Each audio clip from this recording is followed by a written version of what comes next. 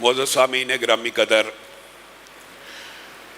ہم پچھلے درس میں موت کے حوالے سے یہاں تک پہنچے تھے کہ رسول اللہ صلی اللہ علیہ وسلم کی جب وفات ہوئی تو حضرت ابو بکر نے ایک معرکۃ العراء خطبہ پڑھا تھا، جس کو سننے کے بعد حضرت عمر نے کہا کہ آپ کی گفتگو سننے کے بعد میں یوں محسوس کرنے لگا میری کمر ٹوٹ گئی ہے، میرے پاؤں بوجھل ہو گئے ہیں، اور مجھے رسول اللہ صلی اللہ علیہ وسلم کی وفات کا یقین حضرت ابو بکر کے اس خطبے کے بعد آیا، اور صحابہ کو یوں محسوس ہوا کہ قرآن پاک کی یہ آیات شاید ابھی نازل ہو رہی ہیں اور شاید اس موقع ہی کے لیے نازل ہوئی تھی۔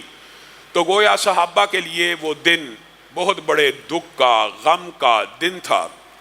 ہمارے ہاں اس حوالے سے بہت زیادہ افراط و تفرید پائی جاتی ہے، جس حوالے سے آپ کے سامنے چند گزارشات کو رکھا تھا، اور جیسے جیسے یہ مراحل عالم ارواح سے عالم رحم مادر، عالم دنیا سے عالم برزخ کی طرف جاتے ہیں، یہ باطل تصورات اور فکر و خیالات اتنے زیادہ معاشرے میں پھیلتے ہوئے نظر آتے ہیں، حتیٰ کہ پورے کا پورا ایک گروہ انکار حدیث کا موجود ہے، جو عالم برزخ کی کفیات ہی کا منکر ہے، جو عالم برزخ میں عذاب ہی کا منکر ہے، جو عالم برزخ میں میت کے کلام ہی کا منکر ہے، وغیرہ وغیرہ۔ انشاءاللہ اس حوالے سے چند گزارشات کو آپ کے سامنے رکھیں گے کہ میت کے ساتھ جو احوال پیش آتے ہیں، اس احوال کے اندر آپ خود دیکھنا کہ منکرین حدیث کہاں سٹینڈ کرتے ہیں، اور جو منکر حدیث ہوتا ہے وہ حقیقت میں منکر قرآن بھی ہوتا ہے، کیونکہ جس قسم کی حدیث کا انکار کیا جاتا ہے بعین اسی طرح کی اللہ رب العزت نے کلام حمید کے اندر آیت بھی نازل کی ہوتی ہے۔ المہم یہ کہ اگر رسول اللہ صلی اللہ علیہ وسلم وفات پا گئی اور صوفیوں کے باطل تصورات کے مطابق آپ ایک لمحے کے لیے وفات پائے، آپ کا پھر دنیا سے رابطہ ہو گیا اور دنیا میں آتے جاتے ہیں وغیرہ وغیرہ، تو آپ ایک بات بتلائیے کہ رسول اللہ صلی اللہ علیہ وسلم کے پاس ایک مومنہ عورت آئی اور آ کے کہنے لگی، اے اللہ کے رسول، میں آپ کے پاس آئی ہوں، اگر اگلے سال میں آؤں اور آپ کو نہ پاؤں، کتنی عام فہم بات ہے، اگر موجود ہی تھے تو رسول اللہ کہتے ٹھیک ہے، میں نہ بھی ہوا میں تیرے سے ملاقات کر لوں گا۔ کہا اگر میں آؤں اور آپ کو نہ پاؤں، تو رسول اللہ صلی اللہ علیہ وسلم نے کیا جواب دیا تھا؟ پھر ابو بکر کے پاس چلی آنا، پھر ابو بکر کے پاس چلی آنا۔ گویا ابو بکر کی خلافت کے اوپر بھی یہ بات دلالت کرتی ہے، اور یہ بات اس بات کے اوپر بھی دلالت کرتی ہے کہ جو دنیا سے چلا جائے، عالم برزخ میں پہنچ جائے، یہ ون وے ٹریفک ہے، پھر اس کا پچھلے عالم میں واپس آنا ممکن نہیں ہے۔ میرے بھائیو، ایک منٹ جو گزر گیا اگر وہ واپس نہیں آتا تو ایک عالم ہی بیت گیا۔ اس عالم میں واپسی کیوں کر ممکن ہے اور کس طرح ہو سکتی ہے؟ یہ خلاف شریعت اور باطل تصورات ہیں۔ بہرحال یہ ایک طویل موضوع ہے کہ اگر انبیاء کو وفات آ گئی، اگر صلحاء، اولیاء، شہیدوں کو، اور یہ بات بھی سمجھنے کی ضرورت ہے، اگر یہ وفات پا جانے والے اس دنیا کے حکم میں وفات شدہ یا فوت شدہ نہیں ہیں، تو ایمانداری سے بتائیے، بل احیاء، اللہ تعالیٰ تو ان کو زندہ کہہ رہا ہے، شہداء کو اللہ تو ان کو کہہ رہا ہے ان کے بارے میں گمان بھی نہیں کرنا، نہ کہنا ہے نہ گمان کرنا ہے۔ ایمانداری سے بتلائیے، کیا شہید جب دنیا سے چلا جاتا ہے تو دنیا کے اندر اس کے ساتھ جو معاملات ہوتے ہیں وہ فوت شدہ کے ہوتے ہیں کہ زندہ کے ہوتے ہیں؟ اگر زندہ کے ہوتے ہوں تو اس کی بیوہ کو کبھی شادی کی اجازت نہ ملے۔ شہید جس کو اللہ زندہ کہہ رہا ہے اس کی بیوہ شادی کر سکتی ہے کہ نہیں؟ اسلام میں میرے بھائیو کرتی ہے نا، کر سکتی ہے، صحابیات نے کی ہے نا۔ اگر زندہ ہے اس دنیا کے مطابق، اگر زندہ ہے جس طرح صوفیوں نے کہہ دیا، اگر اس دنیا کے مطابق زندہ ہے تو بیوی شادی کیسے کر سکتی ہے؟ اگر دنیا کے مطابق زندہ ہے تو اس کی وراثت کیسے تقسیم ہو سکتی ہے؟ تو یہ باطل تصورات ہیں، انکار حدیث کے اوپر مبنی ہیں، غلط فلسفے کے اوپر مبنی ہیں۔ یہ نیک لوگ اگر دنیا سے چلے جائیں گے تو بد لوگوں نے بھی چلے جانا ہے۔ گزشتہ درس میں آپ کے سامنے اس بات کی تفصیل رکھی تھی، اور یہ اتنا مفصل محدثین نے اور مفسرین نے قرآن کی ان آیات کے تحت کل نفس ذائقۃ الموت کے تحت بڑی تفصیل بھی بیان کی ہے۔ مختصر اس کا یہ ہے، جو پڑھنا چاہتا ہے پڑھ سکتا ہے، رتب و یابس بھی مفسرین لے کے آتے ہیں، لیکن یہ بات درست ہے، ہر جاندار نے موت کا ذائقہ چکھنا ہے. ہر شے کے اوپر اللہ تعالیٰ نے کلو شیء ہالک کا قانون لگانا ہے. کس طرح لگانا ہے، کب لگانا ہے، کس وقت لگانا ہے، اس بارے میں مفسرین نے بہت کچھ لکھا. لیکن مختصر بات یہ ہے کہ بے شک ہر ذی روح کی اللہ تعالیٰ روح قبض کر لیں گے. آسمان کے فرشتوں کی روحوں کو بھی قبض کر لیا جائے گا. اس کی ڈیٹیل اور تفصیلات بعض مفسرین نے بڑے عجیب انداز میں بیان کی ہے. مختصر یہ کہ جب دنیا کے اندر ہر ذی روح کی روح کو قبض کر لیا جائے گا، تمام جلیل القدر فرشتے بھی، ہر چیز جب موت کا ذائقہ چکھ لے گی، اس وقت اللہ تنہا یگانہ یکتا اعلان کرے گا، لمن الملک اليوم، لمن الملک اليوم، آج بادشاہی کس کی ہے؟ کہاں پہ ہیں وہ جابر سلطان، کہاں پہ ہیں وہ بادشاہ، کہاں پہ ہیں وہ متکبر جو اپنے ناک کے اوپر مکھی کو نہیں بیٹھنے دیتے تھے؟ اور اللہ پتہ نہیں کتنا عرصہ یہ صدا لگائے گا، لمن الملک اليوم.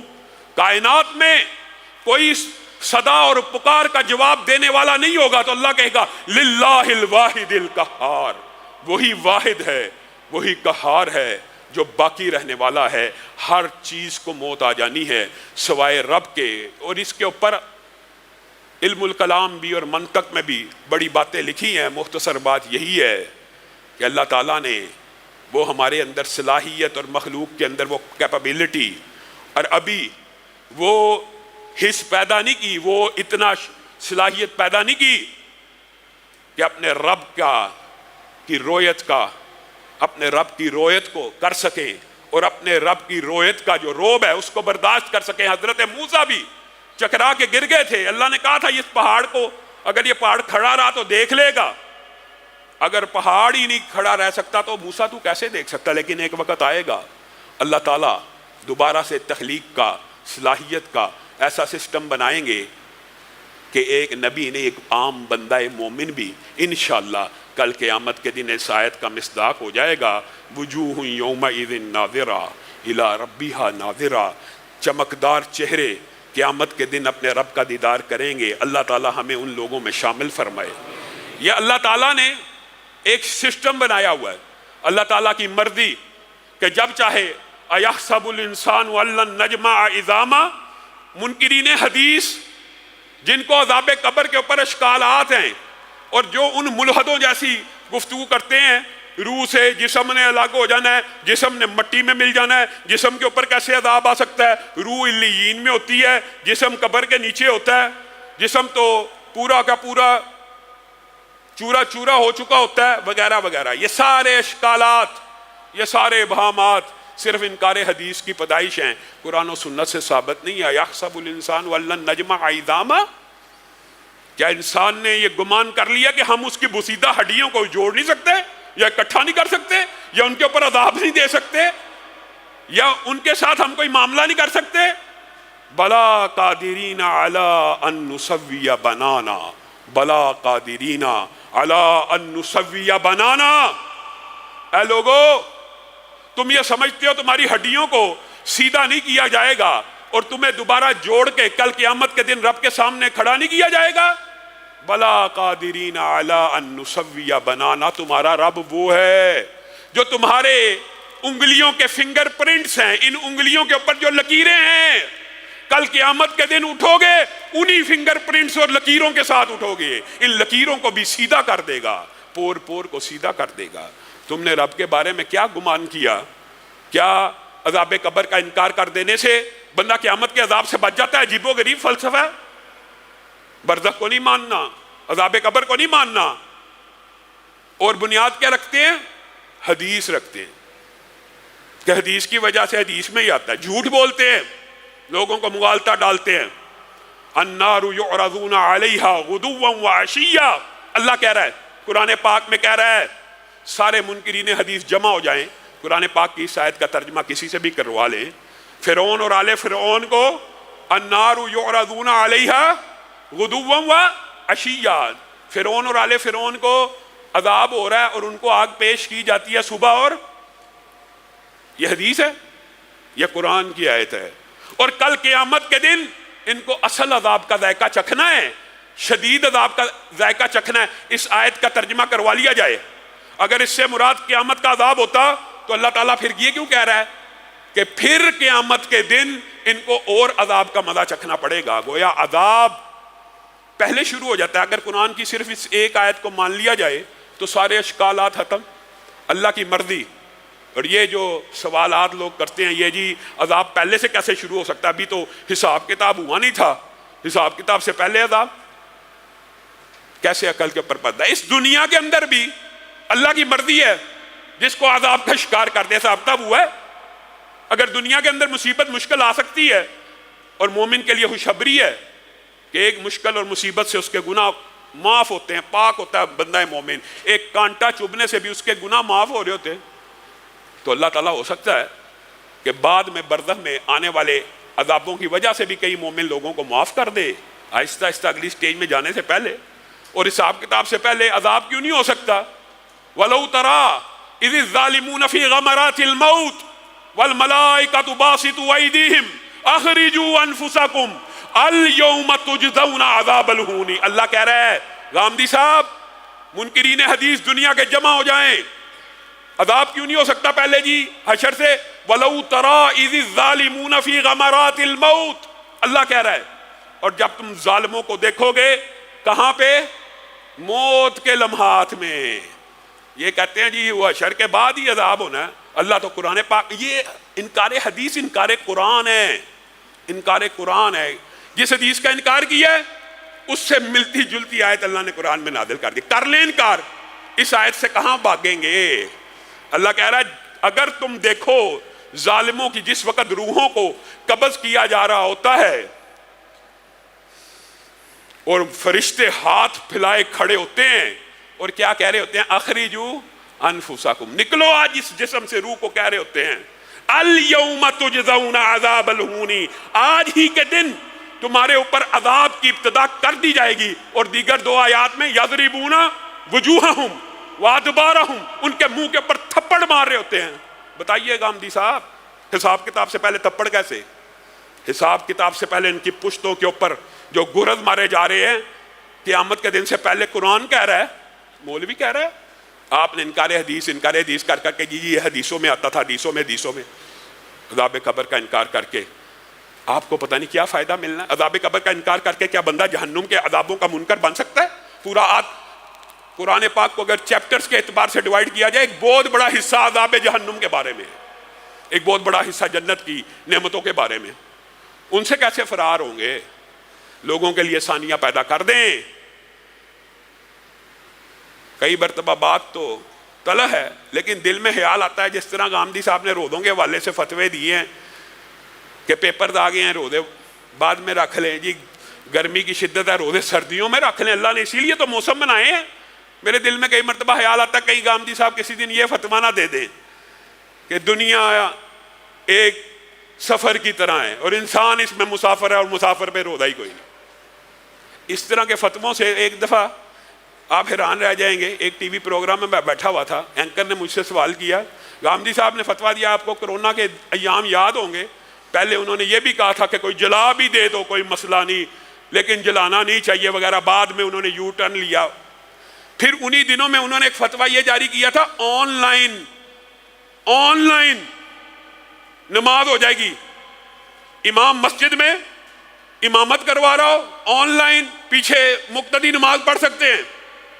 میں نے اینکر سے صرف ایک بات کی تھی، میں کہا بالفرض یہ فتویٰ مان لیا جائے، لائٹ چلی گئی، انٹرنیٹ کنیکشن چلا گیا، کوئی عقل کو بندہ ہاتھ لگائے، کوئی انسان کو سوچنا چاہیے میں شریعت کا کس قسم کا مذاق اڑا رہا ہوں۔ یہ باتیں مذاق اڑانے والی ہیں، ان باتوں کے اوپر انکار حدیث کرنے والوں کو سوچنا چاہیے، اپنے دلوں کو کھولنا چاہیے، ظرف کو وسیع کرنا چاہیے۔ اللہ تعالیٰ کہہ رہے ہیں وَلَوْ تَرَىٰ إِذِ الظَّالِمُونَ فِي غَمَرَاتِ الْمَوْتِ، موت کی گھڑیوں میں، موت کے بعد نہیں، حشر کے بعد نہیں، موت کی گھڑیوں میں فرشتوں نے تھپڑ بھی مارنے ہیں اور فرشتوں نے اسی دن عذابوں کی نوید بھی سنانی ہے، نوید بھی سنانی ہے۔ یہ خامخواہ کا ایک فلسفہ گڑا ہوا۔ اور میرے بھائیو، اللہ کی قسم، جس طرح آپ کے سامنے رکھا تھا کہ موت کی گھاٹی بڑی تلخ ہے، بڑے بڑے ولی اللہ اس آزمائش میں کئی مرتبہ فیل ہو جائیں گے اور بڑے بڑے جن کو اللہ چاہے گا.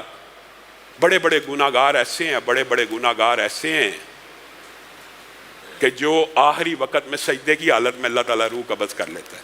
لا الہ الا اللہ کہہ رہا ہوتا ہے، روح قبض ہو جاتی ہے، حالت احرام میں ہو جاتی ہے. اللہ کی عطا بھی ہوتی ہے، لیکن کچھ نہ کچھ ایسے اعمال ضرور ہوتے ہیں کہ خاتمہ بالخیر ہوتا ہے.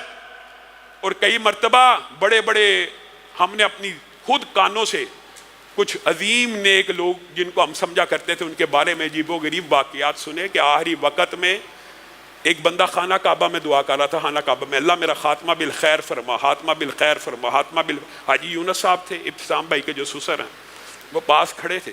انہوں نے کہا کیوں یہ دعا کرتا ہے؟ کہا میرا بھائی ولی اللہ تھا، پوری زندگی عبادت کرتا رہا، پوری زندگی عبادت کرتا رہا، تہجد گزار تھا. آخری موت کے لمحات میں تکلیف کی شدت اس قدر بڑھ گئی، ہم اس کو کہتے تھے قرآن پڑھ، کلمہ پڑھ، سورہ یاسین پڑھ. انکار کرتا کرتا جس دن فوت ہونا تھا کہتا ہے یہ کتاب پڑھوں؟ سن لو گواہ رہو میں اس کتاب کا انکار کرتا ہوں. انا للہ و انا الیہ راجعون. اللہ تعالی ہمیں برے خاتمے سے بچائے. یہ وہ لمحات ہیں جو خوف اور عبرت والے ہیں. جس طرح موت کی گھاٹی بڑے بڑے اولیاء اللہ کے لیے امتحان بن جائے گی، اسی طرح اللہ کی قسم قبر کا جو پہلا منظر ہے اور قبر میں داخلے کی جو شدت ہے اور قبر میں داخلے کا جو خوف اور وحشت ہے، وہ بھی بڑے بڑے اولیاء اللہ کے قدموں کو ڈگمگا دے گا انشاءاللہ. لیکن بچ جائیں گے. لیکن خوف ہے، شدت ہے، قبر کی شدت، اس سے پہلے کے حوال یہ میں انشاءاللہ آپ کے سامنے رکھوں گا. لیکن میرے ذہن میں قبر کے حوالے سے ایک واقعہ آ گیا. مجھے ایمانداری سے بتائیے، جناب سعد بن معاذ رضی اللہ تعالیٰ عنہ کتنے عظیم صحابی ہیں، کتنے عظیم صحابی ہیں، کتنے جلیل القدر صحابی ہیں کہ دنیا سے گئے ہیں تو رسول اللہ صلی اللہ علیہ وسلم اللہ کی بارگاہ میں دعا کر رہے ہیں، اللہ سعد نے اسلام کو قبول کیا، اللہ اس نے یہ نیکی کی، اللہ اس کے اوپر رحم والا معاملہ کری. پھر جب جنازے کو اٹھایا گیا، جنازہ ہلکا پھلکا، رسول اللہ صلی اللہ علیہ وسلم نے کہا تمہیں پتہ یہ ہلکا کیوں ہے؟ اس کے جنازے کو فرشتوں نے کندھا دیا ہوا ہے. پھر کیا کہا؟ قبر کے قریب پہنچے، اے میرے صحابہ میں تمہیں بتاؤں سعد کے جنازے میں کتنے فرشتے شریک ہوئے؟ اللہ کے رسول بتائیے. 70,000 فرشتوں کو آسمان سے اتارا گیا ہے جو سعد کے جنازے میں شریک ہوئے ہیں. اے میرے صحابہ تمہیں ایک اور بات بتلاؤں؟ جی بتائیے. اللہ تعالیٰ نے سعد کے اوپر رحمتوں کا بہت بڑا دروازہ کھول دیا ہے.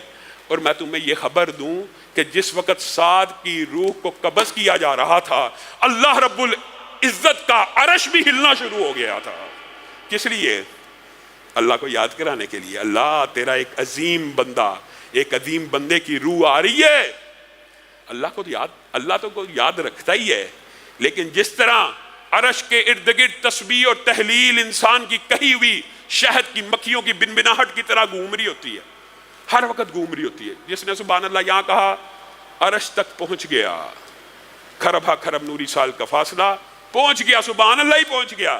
اور ہر وقت عرش کا چکر لگا رہا ہے. کس وجہ سے؟ تاکہ اللہ رب العزت کو یاد کراتا رہے کہ فلاں ابن فلاں نے اتنے بج کے اتنے منٹ پر سبحان اللہ کہا تھا، اللہ اس کے اوپر رحم کر دے. اور عرش سعد کی وفات کے اوپر ہل گیا. اور ابو سعید خدری کہتے ہیں کہ جس وقت اتنی بشارتوں کے بعد میں قبر کو کھودنے لگا تو سعد کی قبر میں سے ایسی خوشبو آئی. میں نے رسول اللہ صلی اللہ علیہ وسلم کو بیان کیا تو رسول اللہ صلی اللہ علیہ وسلم مسکرانے لگے، خوش ہو گئے. یہ سعد بن معاذ، ایک سسٹم یہ ہے فضائل کا، مناقب کا، اور ایک سسٹم اللہ کی آٹومیشن سسٹم کا بھی ہے. اس سعد بن معاذ کو جب قبر میں اتارا گیا، رسول اللہ صلی اللہ علیہ وسلم کا چہرہ متغیر ہو گیا. رسول اللہ صلی اللہ علیہ وسلم سبحان اللہ کہنے لگے، اللہ اکبر کہنے لگے، تسبیحات اور تحلیلات کہنے لگے، پڑھنے لگے، تیز تیز بولنے لگے. صحابہ بھی حیران رہ گئے، یہ کیا معاملہ ہوا، یہ کیا وجہ ہوئی؟ رسول اللہ صلی اللہ علیہ وسلم جنہوں نے اس کے اتنے فضائل بیان کیے، یہاں پہ صحابہ کو مخاطب ہو کے کہا پتہ کیا ہوا تھا؟ کہا کیا ہوا تھا؟ کہا سعد کو بھی جب قبر میں اتارا گیا تو زمین کو اللہ تعالیٰ نے گویا ہر میت کے استقبال کے لیے ایک آٹومیشن سسٹم دیا ہوا ہے کہ جب بھی کوئی میت اترے گی تو نے اس کو جکڑ لینا اور دپوچ لینا ہے. اور پھر اس کے اعمال کے مطابق اس کے ساتھ معاملہ کرنا ہے۔ رسول اللہ صلی اللہ علیہ وسلم نے کہا میں نے زمین کو دیکھا، اس نے سات کے جسم کو بھی دبوچ لیا، میرے پہ گھبراہٹ طاری ہو گئی، میں اللہ کی تسبیح بیان کرنے لگا، اللہ کی تکبیرات بیان کرنے لگا اور دعا کرنے لگا۔ پھر میری دعا کی وجہ سے اور صحابیت کی وجہ سے سات کے لیے قبر کشادہ ہو گئی۔ اور لوگوں، اگر قبر سات کو بھی دبوچے گی تو دنیا کا کون ایسا بندہ ہے جو غافل ہے؟ اس کو نہیں دبوچا جائے گا۔ ایک دفعہ قریب آئے گی، تیرے اعمال کے مطابق تیرے ساتھ سلوک کرے گی۔ انکار کرنے والے انکار کرتے رہیں، ہمیں رسول اللہ صلی اللہ علیہ وسلم کی حدیث کے اوپر اسی طرح ایمان ہے جس طرح اس قرآن پاک کے اوپر ایمان اور یقین ہے، کیونکہ یہ قرآن پاک بھی رسول اللہ صلی اللہ علیہ وسلم کے ذریعے سے ہم تک پہنچا ہے، اور کوئی ذریعہ نہیں۔ نہ آپ کے اوپر اللہ نے براہ راست نازل کیا، نہ میرے اوپر براہ راست نازل کیا۔ آپ اور میں لوگوں کو ایزی کر دیں، عذاب قبر نہیں ہونا تو کیا عذاب جہنم بھی نہیں ہونا؟ میرے بھائیو، یہ وہ وقت اور اوقات ہیں، یہ وہ موقع ہے۔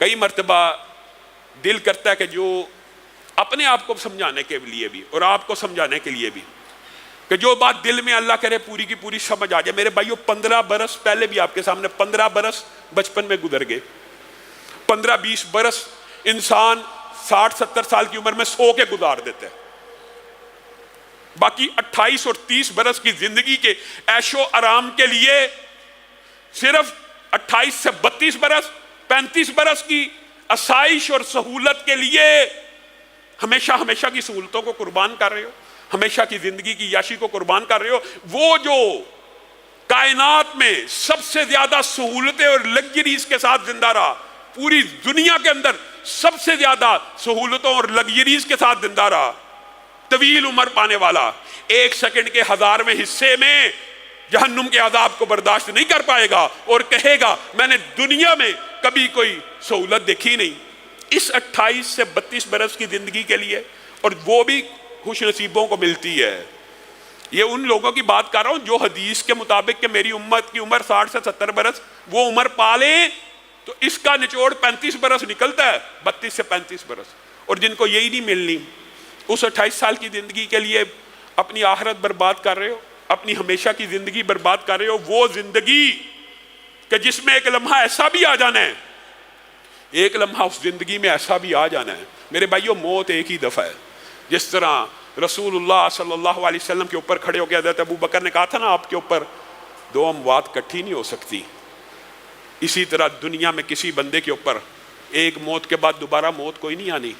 ایک لمحہ ایسا آ جانا ہے کہ جب جنتیوں اور جہنمیوں کے سامنے اللہ تعالیٰ نے موت کو مجسم شکل میں کھڑا کرنا ہے اور پوچھنا ہے پہچانتے ہو؟ ہر بندہ پہچان جائے گا، ہر ایک نے ذائقہ چکھا ہوگا، جس چیز کا ذائقہ چکھا ہو اس کو ہر بندہ پہچان جاتا ہے۔